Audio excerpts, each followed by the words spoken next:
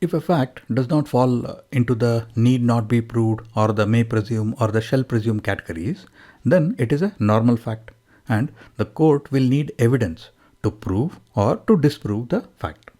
The evidence can be oral or documentary. If a security guard who saw Mr. Y entering Mr. X's apartment gives testimony, it will be oral evidence. In documentary evidence, the format of the document may be physical or electronic. If Mr. Y signed a visitor register before entering Mr. X's apartment complex, then the register will be physical evidence. If there is a CCTV recording showing Mr. Y entering Mr. X's apartment, it is electronic evidence. Old-fashioned CCTV cameras would record on tape, which was analog format. New CCTVs record onto a hard disk, which is a digital format. The Sakshya Adhiniyam specifically recognizes all valid electronic evidence, whether it is analog or digital, as valid documents.